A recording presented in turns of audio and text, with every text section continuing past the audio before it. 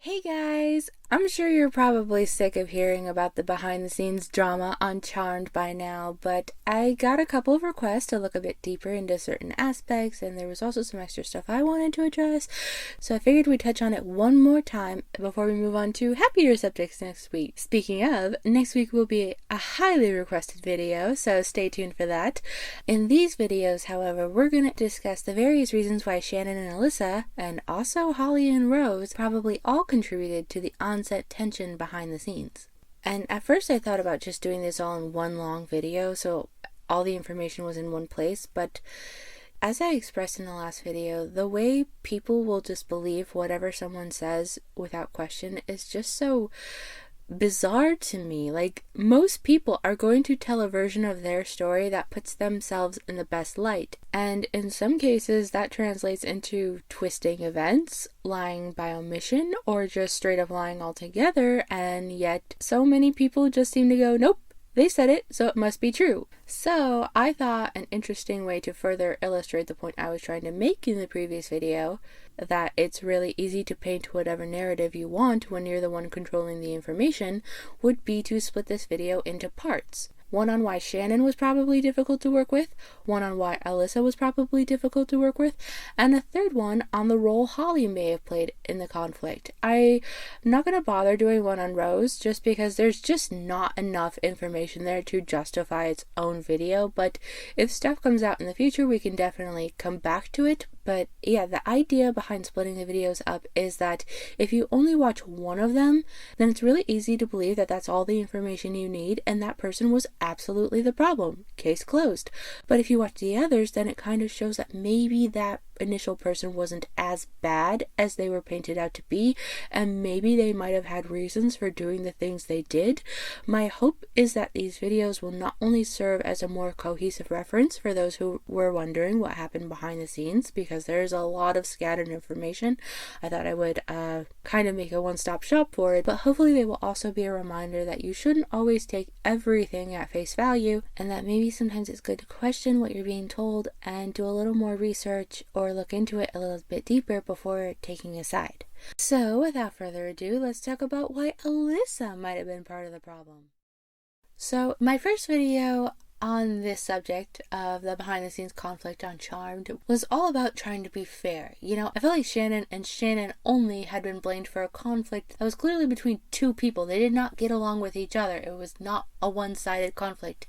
But Shannon still got the majority of the blame, and there's just so much I feel supports the idea that Alyssa was just as problematic. So today we're just going to run back through that info with a couple more things that have come out since, or that I found out about since. So the first one we'll cover is the innocent act. One thing I've noticed about dishonest people, and or people who know more than they're letting on, is that they will almost never give a direct answer. They will dance all the way around the question to avoid it, and seem incapable of just giving a simple yes or no. They will give roundabout answers. They'll say it's not good for them to answer this question, and Alyssa is just very good for all of this when it comes to the subject of issues with her co-stars. On Watch What Happens Live, she had claimed that she never really found out what happened to Shannon, despite knowing full well that she had been documenting every time she felt uncomfortable on set, and threatened to sue the network for creating a hostile workplace environment if they didn't fire Shannon. She also said back in the day that she never even thought about doing something like an ultimatum, and that she couldn't live with herself if she backed out of something she had committed to.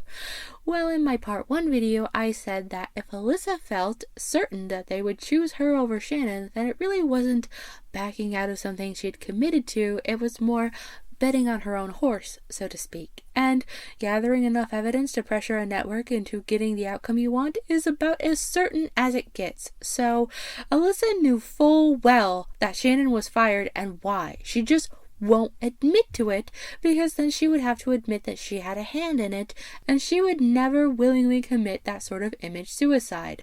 So instead, she plays innocent. More examples of this are her saying things like, I think it's unfortunate that she left and that she needed to badmouth everyone involved and the audience. She sounds really angry. I just hope I didn't contribute to that anger. It's like, unfortunate that she left. You hope you didn't contribute to her anger? Dude, just just stop. She didn't leave, she was forced out.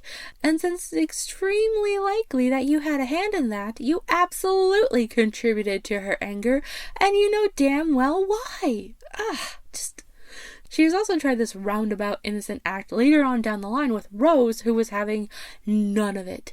Rose directly called her out for making life on set miserable, and her response is to blow it off and take the high road in the most condescending way possible. Care to explain why you don't talk to Rose? You know, between stuff like this and her Sorry Not Sorry title for her book, I'm seriously wondering if her team ever bothers to tell her how this stuff makes her look, like she doesn't give an F. But if they are, she is clearly ignoring them. Even after the podcast that called her out for having had a direct hand in Shannon's firing, do you think she came out saying, "Oh, I didn't do that," or "That's not how they're making it sound"? Explain herself at all? Nope. Instead, she used her birthday as a way to send a cryptic yet not so cryptic message, indirectly responding to the backlash. And it's just unreal that this is an adult acting like this. But, you know, at the end of the day, this is probably the closest thing we're going to get to Alyssa taking accountability. I can take responsibility for a lot of our tension that we had, feeling that I was in competition rather than it being that sisterhood that the show is so much about. And I have some guilt about my part in that. And even then, it's not saying much. Competition. And speaking of the sense of competition between the actresses, it's funny that Alyssa would bring it up while promoting a book titled Sorry Not Sorry, when she's pretty much sitting there admitting that a lot of that came from her. So it's like, she can sit there and say that she feels some guilt for her part in it, but with a book title like that, does that really say to anyone that she regrets her past behavior? Not me. More like she's sorry not sorry. And this definitely isn't the first time we've heard of Alyssa being jealous or competitive on the set of Charmed. It has been alluded to, if not outright said, for years. Like, since the show was airing. Years. Apparently she was jealous of Shannon's wardrobe, that she got to direct episodes, that she had better pay, that she had better storylines, more magazine covers, and even of Shannon's friendship with Holly. It's like, you don't need to be number one in everything, Alyssa. Like, learn to share the spotlight. But apparently she did not learn that at all, because this behavior seems to have continued on even after Shannon left, given that Rose said that Alyssa was difficult to work with, and Armin Shimmerman, who guest starred in season 4 so long after Shannon had left, had this to say about his experience working on set.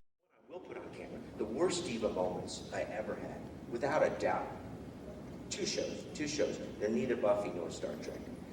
I hated the ladies on Bewitched. Charmed. And there's a reason why they were cast as witches.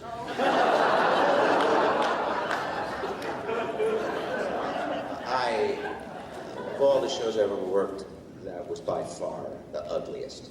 And I think that Alyssa's reputation for being difficult to work with extended far beyond Charmed, given that Holly is the only one who seems to be on speaking terms with Alyssa, even though the other three actresses are all on speaking terms with each other, if not friends, and she's definitely the only one who has appeared with Alyssa on screen post-Charmed, and even she seems to have alluded to Alyssa being difficult to work with via a very interesting story she told on the podcast. The story goes that apparently Holly Marie Combs received a call wanting her to do a show called Mistresses, and her response was, and she actually called me years later to do another pilot after Charmed, and right. It was a pilot with 6 women. Mistresses, right? Yeah. And I said, "Are you trying to kill me?" And she goes, "No, absolutely not." She goes, "I think you're the perfect person for this project." And I was like, "Why?" And she goes, "Because I know you'll deal with all of them really well." And that just struck me very weirdly. Like, why would an actress's response to being offered a potential part be, "Are you trying to kill me?" And that person responds with, "I know you'll deal with all of them really well."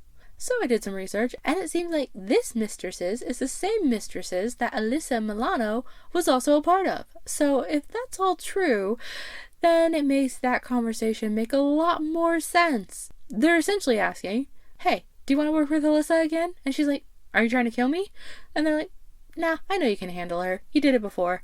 So that's how it came through to me. And I would love to hear the story of how Holly was actually asked to be a part of the show, and yet somehow she was out, but Alyssa was in. Like I said, I'd love to hear how that came to be. I bet you that's an interesting story. But yeah, it would seem like the same girl who threatened to sue a network for creating a hostile workplace environment has no qualms if she's the one making the workplace difficult. Go figure. Mummy dearest. Another factor that probably played into making things more difficult than they needed to be was Alyssa's mother, Lynn Milano, who, despite insisting that she didn't interfere with her daughter's work, she was too busy running her own business that I literally never heard of. She does seem to crop up an awful lot in places that don't seem to be any of her business, and offering states on things she doesn't even have a part in. It's like, you were not on Charmed, lady. Stop inserting yourself into it. So yeah, definitely doesn't sound like staying in her own lane is her forte, and Shannon also seemed to confirm this when she said that Alyssa and her mother caused issues for her at the hospital when she tried to visit Holly after surgery. So yeah, Lynn can sit there and deny getting into the girls' business until the cows come home, but of the 4 girls and their parents, she is the only one I've heard of feeling it's her place to give statements on behalf of the show or the actresses involved. So yeah, oh my god, I feel like the Kermit just came out so there for a moment. Weird. So yeah, I feel like that speaks for itself, and I hope Lynn would realize that every story I've ever heard where someone got their parents involved in workplace business, nobody liked it, and it did not end well. So yeah, hopefully she'll learn that at some point.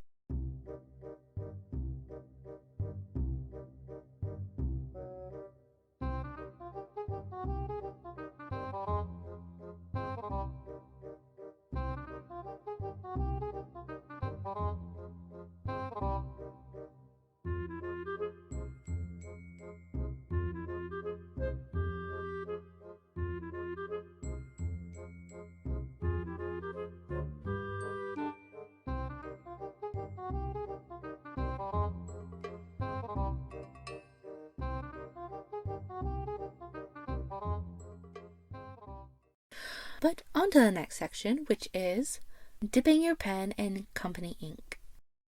It has been long rumored that Julian McMahon, I think that's how you say that, who played Cole, cheated on his wife Brooke Burns with Shannon Doherty in 2001.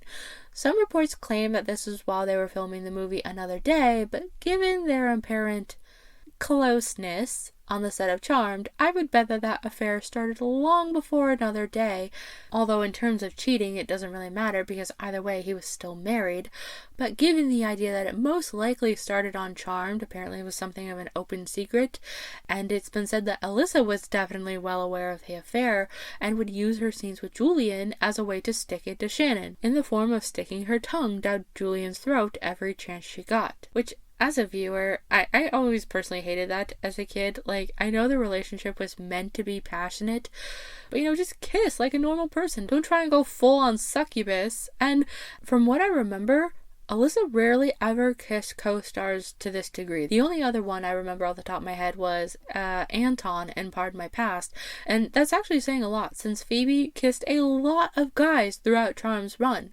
So it definitely feels like she was using these scenes to try and piss Shannon off. And under normal circumstances, I'd be on Shannon's side and think Alyssa put Julian in a really awkward position. But if that was going on the set of Charmed, and I do believe it was, then, married is married, so it's hard to have sympathy for cheaters. But the point is that Alyssa clearly used this to her full advantage, to the point where there were even some rumors that Julian asked not to work with her when he guest starred in the season 7 episode The 7-Year Witch, hence why all his scenes were with Piper. But I don't know if that was true, since I've never found anything confirming that. It only ever seems to have been speculation or a rumor. Piper, wake up! Piper! Yoo-hoo! Guys, hi, over here. They can't hear you. Oh my god. Or see you. Darn demon, I knew I should have had Leo heal her. Or maybe it's the shock of losing Leo? Or maybe both. Guys, yoo-hoo! Look, really, over here, watch. Nice try. Shut up. But either way, it does seem to be water under the bridge at this point, since Alyssa and Julian recently appeared at a convention together. But, that could also be because they were in front of a crowd and everyone could see them, so she wouldn't have a chance to pull anything. Heck, now that I think about it, maybe that's even why Phoebe suddenly mysteriously started hating Cole in the beginning of season 5 after being passionately in love with him for 2 seasons. Maybe Julian had put his foot down behind the scenes and refused to do any more romantic scenes with her.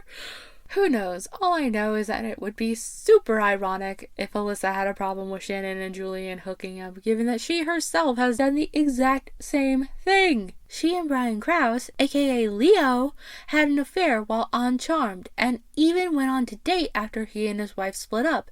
And that would hardly be the only time Alyssa dipped her pen in the company ink, considering she also dated Eric Dane, who played Jason, and Greg Vaughn, who played Dan. It's like, geez, Alyssa, you're a gorgeous woman at the height of success. You could date almost anyone. Do you really have to keep going for co-stars and making things awkward for everyone on set, especially Holly? But there were times when people were dating other people's husbands from the show, so it's okay, this is my person that he's actually going home with another person.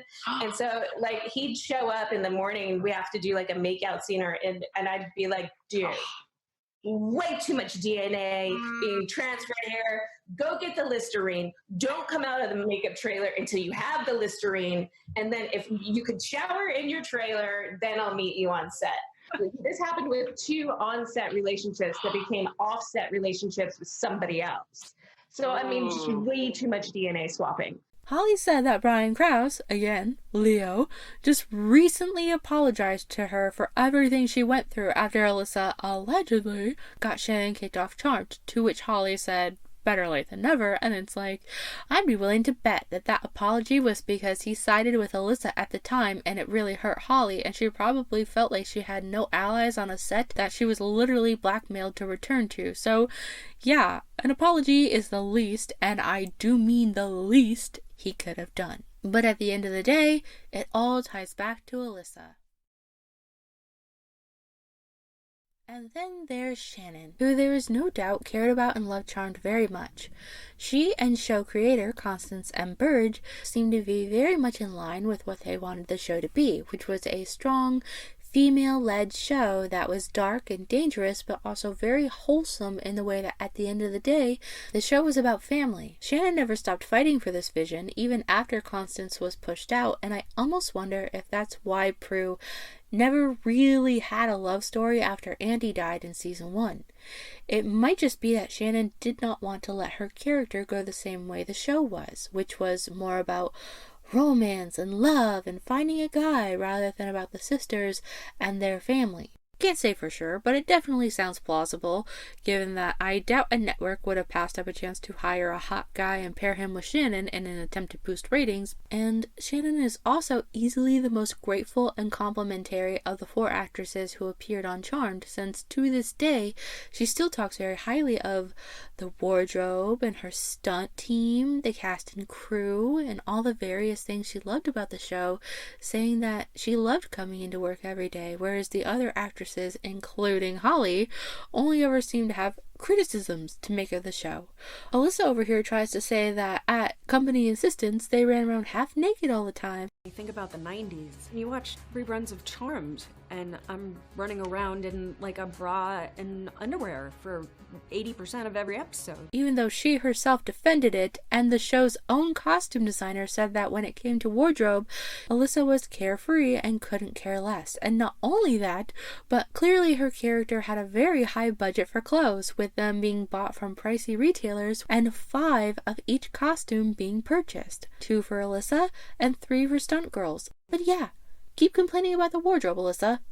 Anyway, Rose doesn't seem to have too much love for the show either, and then Holly complains about anything and everything. Set time, special effects, hair, why they use certain takes over others. I couldn't even get through one episode of the House of Halliwell podcast. I tried watching the one on the Fourth Sister, and it's don't get me wrong, I don't expect anyone to pretend everything was perfect, or that they should have to pretend to like something they didn't, but you would think that someone who goes on and on about how grateful she was for the show would have something positive to say about it from time to time. Instead, it seems to be a non-stop diatribe of of everything she didn't like, and it's really putting me off my tea. So yeah, it's ironic that Shannon, the one who is forced off the show because she was apparently so difficult to work with, is the one who is the most grateful and complimentary of it, and is the one that everyone, including Alyssa, says wanted to do the job and do it well. And honestly, if Shannon was as difficult as people say, then why is it that Alyssa seems to be the only charmed co-star that had an issue with her? Holly and Rose are both still on good terms with Shannon, and yet Holly waffles back and forth on whether she likes Alyssa or not, and Rose just straight up can't stand her. Are you proud of her? I don't like her. I would direct you, Shannon, and the other one. What's the other one? The other one? Alyssa? So I just don't see why, if Shannon was that big of a problem, why so many people are still on good terms with her. And you know, there's not a director that would not work with you again.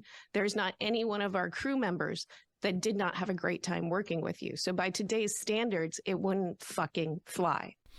And the thing is, Alyssa, allegedly, threatened to sue the network for creating a hostile workplace environment, and it's like, I'm sorry, but we're talking about a group of people that managed to push Constance M. Burge out of the show that she created and blackmailed Holly into staying on the show after she wanted to leave, and who surely had a group of fancy, highly paid lawyers to hide behind if crap hit the fan.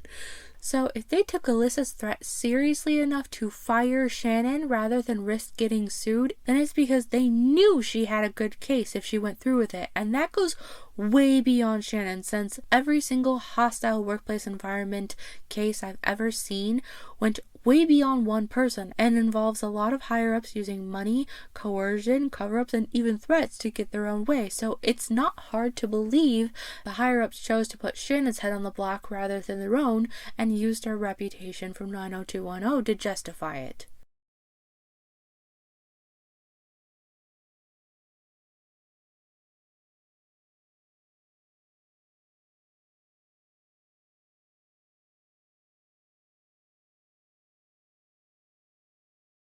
What a wonderful group of people. Now that's something I wouldn't mind if Holly talked about more. All the BS the showrunners pulled to get their own way, that I do not see as nitpicking the show. I feel like that is just exposing bad behavior for what it is. So, yeah, that's pretty much why I think Alyssa was probably much more problematic on set than she would have people believe, but really, the only way I think we're ever going to know what happened for sure is if Shannon and Alyssa are forced to sit down and face each other, preferably in a public setting so they can't lie about who said what, and get to the bottom of things once and for all. But other than that, it's just going to be a bunch of finger pointing and shifting blame and just the complete mess it's been for 2 solid decades at this point. At the end of the day, I still feel that each actress played their own part, get it, in all the problems that went on behind the scenes, and you would think that everyone being in their 50s now would all stop acting like they're in high school and just take responsibility for their own actions, apologize to each other, and move on. Which is what we will be doing next week. So thank you so much for watching. I really hope you found the video entertaining and instructive, and I hope that it helps clear up Alyssa's role in the drama. Remember, this is just one piece of the puzzle. The other two are Shannon and Holly. So if you want a more complete picture of what happened behind the scenes, I would highly recommend watching the companion videos of this one. Either way, I hope you liked it. Please let me know what you thought in the comments, and as always, I hope you're having a wonderful day or night wherever you are. Bye!